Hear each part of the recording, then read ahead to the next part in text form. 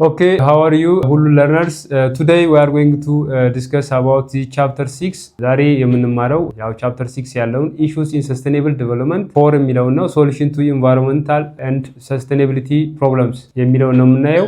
የኢንቫይሮንመንታል ፕሮብለሞችን እንዴት አድርገን መቀነስ እንችላለን፣ ምን አይነት ሶሉሽን ማምጣት እንችላለን የሚለውና sustainable development እንዲኖር ማድረግ ቀጣይነት እድገት ማምጣት የሚለውን ነው የምናየው ማለት ነው ዛሬ። በዚሁ መሰረት ዋና ኮንቴንት የምላቸው ኢንቫይሮንመንታል ፕሮብለምስ ምንድነው፣ ኢንቫይሮንመንታል ፕሮብለሞች ምንድናቸው የሚለው እናያለን። ዘ ቻሌንጅ ቱ ሰስቴኔቢሊቲ ቻሌንጆች ምንድናቸው፣ ኢንቫይሮንመንታል ኤዱኬሽን ምንለው ምንድነው፣ ኢንቫይሮንመንታል ኤዱኬሽን ወይም ደግሞ ማህበረሰቡን ኢንቫይሮንመንታሊ አዌርድ እንዲሆን እንዴት ማድረግ እንችላለን የሚለው እናያለን። ኢንቫይሮንመንታል ሙቭመንትስ ምንላቸው፣ ዋት አር ዘ ኢንቫይሮንመንታል ሙቭመንትስ ሞስት ኦፍ ኢን ዘ ግሎብስ there are different kind of environmental movements እነዛ ውስጥ እስኪ ምን የሚሉት ናቸው environmental movement የሚባለውን ነገር እናያለን ማለት ነው። the other one environmentally friendly indigenous practice የምንላቸው እነዚህ ብዙውን ጊዜ ምንድነው አገር በቀል የሆኑ indigenous የምንላቸው እንትኖች አሉ environmental protection mechanisms እነሱንም ዲስከስ እናደርጋለን ማለት ነው። okay, based on this global environmental problems የምንለው ወይም ደግሞ ዓለም አቀፍ የenvironmental problem ምንድነው? Environmental issues are global in cause and effect. Mostly environmental problems ሲፈጠር ምን አለው ራሱን የቻለ cause አለው effect ያመጣል። It has its own cause and also there is effect ማለት ነው። ስለዚህ environmental problem እንዲመጣ የሚያደርጉት causeዎቹ ምንድናቸው? environmental problem happen ካደረገ በኋላ ይዞት ሊመጣ የሚችለው effect ምንድነው የምናየው። The other one is rich nations have larger ecological footprint than poor ones ነው የሚለው። ብዙውን ጊዜ ለኢንቫይሮንመንታል ፕሮብለም ከፍተኛ አስተዋጽኦ ያላቸው በማደግ ላይ ያሉ ሀገሮች ሳይሆኑ ሞር ያደጉ ሀገሮች ናቸው። ቢኮዝ ከፍተኛ የሆነ ኢምፓክት ስላላቸው ነው። ከፍተኛ የሆነ የኤነርጂ ኮንሰፕሽን ስላላቸው የኃይል ፍጆታቸው ከፍተኛ ነው። ስለዚህ ኢንቫይሮንመንታል ላይ የሚያሳድሩት ጫና ቀላል የሚባል አይደለም ማለት ነው። So here 1992 Rio Summit raised global attentions mostly የኢንቫይሮንመንታል ፕሮብለምስ ወይም ደግሞ አቴንሽን መስጠት የጀመረው በ1992 ጀምሮ በሪዮ ሰሚት ላይ ነው ማለት ነው። the other ones what are the root causes የምንላቸው ምንድናቸው? ኢንቫይሮንመንታል ፕሮብለምስ ወይም ደግሞ ይሄ ኢምፓክት እንዲኖር የሚያደርጉት ዋና ኮዝ የምንላቸው ምንድናቸው? first one population ነው። the other one is affluence የምንለው ነው።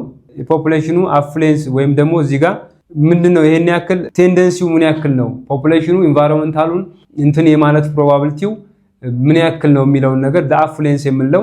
ሌላው ቴክኖሎጂ ነው። እዚህ ጋር ቴክኖሎጂውን ማየት እንችላለን።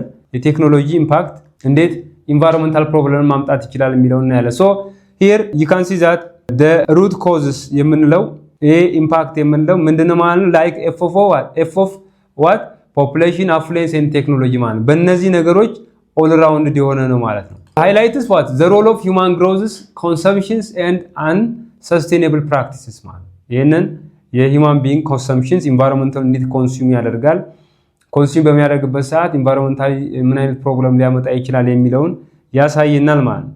the most important thing was we are going to discuss is that climate change ነው። climate change ወይም ደግሞ ይሄ የአየር ንብረት ለውጥ የምንለው በምን ምክንያት ነው ሊመጣ የሚችለው? ኢንቫይሮንመንታል ፕሮብለም ካለ ምን አለ ማለት ነው there is climate change ማለት ኢንቫይሮንመንታል ፕሮብለም ካለ climate change happen ያደርጋል።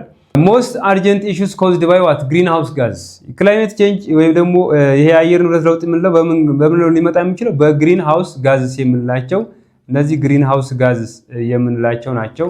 mostly they are the most important factor which brings what climate change ይሄ የአየር ንብረት ለውጥ ሊያመጡት የሚችሉት እነዚህ ግሪን ሃውስ ጋዝ የሚባሉት ከፍተኛ የሆነ ግሪን ሃውስ ጋዝ ካለ ክላይሜት ቼንጁን ያመጣሉ ማለት ነው። የክላይሜት ቼንጅ እንዲኖር ያደርጋሉ ማለት ነው።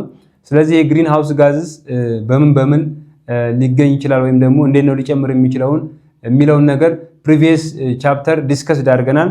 ግን the most prominent የምንላቸው እንደነ ካርቦን ዳይኦክሳይድ፣ ናይትረስ ኦክሳይድ የመሳሰሉት እነዚህ ዋና ወይም ደግሞ ሃይድሮክሎሮካርበንስ የምንላቸው እነዚህ ፍሎሪን ሪሌትድ የሆኑ ወይም ደግሞ ካርበን ሪሌትድ የሆኑ ጋዞች ከፍተኛ የሆነ ኢምፓክት አላቸው ማለት ነው። the other one is ኢፌክቱ ምንድነው ነው? ኢፌክቱ it brings what warming, sea level rise, rainfall and also biodiversity loss. it is clear climate change በሚኖርበት ሰዓት ምን ሊያመጣ ይችላል ማለት ነው? ዋርሚንግ አለ፣ ግሎባል ዋርሚንግ happen ያደርጋል፣ sea level rise ያደርጋል፣ rainfall shifts ያደርጋል። ከነበረው ኖርማል rainfall ወይም ደግሞ ወቅቱን ጠብቆ የሚመጣው ዝናብ ዳዝንት ካም አገይን ማለት ነው። ምን ይሆናል? ወቅቱን ያልጠበቀ ዝናብ ሊመጣ ይችላል። ስፖራዲክ ሬን ሊመጣ ይችላል። ይሄ ቶሬንሻል የሆነ ሬን ሊመጣ ወይም ሊቀር ይችላል። ስለዚህ ይሄ ከፍተኛ የሆነ ኢምፓክት አለው። ባዮዳይቨርሲቲ ሉዝ የምንለው ብዙውን ጊዜ እነዚህ ለምሳሌ እንደነ ፕላንትስ ቶታሊ ፕላንትስ we can say that animal also different organisms including their ecosystem plus their ecosystem ምን ይነካል ማለት ነው። እንዳለ ሙሉ በሙሉ ታች ይደረጋል ማለት ነው። ይሄ ባዮዳይቨርሲቲ ሉዝ በሚደረገው so every life in the ecosystem will be touched ማለት ነው። በዚህ በኢንቫይሮንመንታል ወይም ደግሞ በግሎባል ዋርሚንግ ማለት ነው።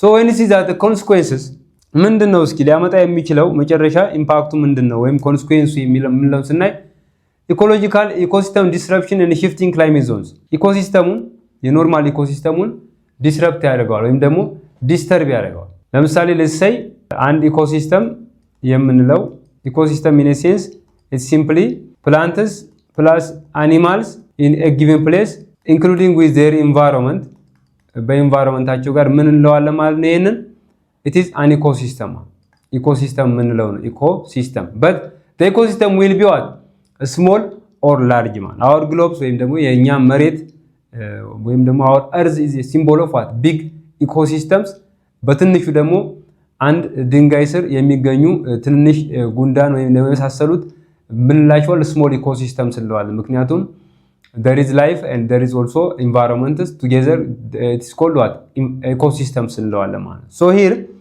በዚህ ecosystems ላይ ራሱን የቻለ ምን አለ ኢኮሎጂካል ሰንሰለት አለ ወይም ደግሞ ይሄ ኢኮሎጂካል ወይም ደግሞ የኢኮሲስተምስ ራሱን የቻለ ምን አለ ሲስተምስ አለ there is chains like the food chain የመሳሰለው ወይም ደግሞ የእርስ በርሳቸው ኢንተራክሽንስ አንዱ ላይፍ ከሌላው ላይፍ ጋር ራሱን የቻለ ኢንተራክሽንስ አለው።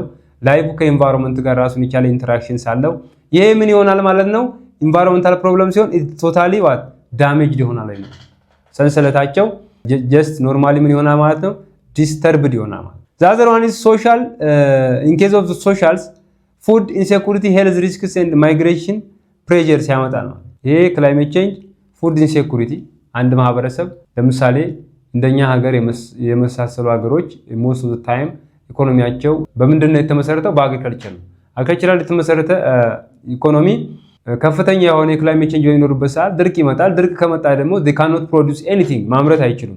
ማምረት ካልቻሉ ደግሞ ፋይናሊ ምን ይፈጠራል ማለት ፉድ ኢንሴኩሪቲ ራሳቸውን በምግብ መቻል አይችሉም ማለት ነው። በምግብ ካልቻሉ ደግሞ ምን ይፈጠራል ማለት ነው ከአንድ ቦታ ለቆ ሌላ ቦታ ማይግሬት ማድረግ ወይም ደግሞ ኖርማሊ ሄልዝ ሪስክስ ያመጣል።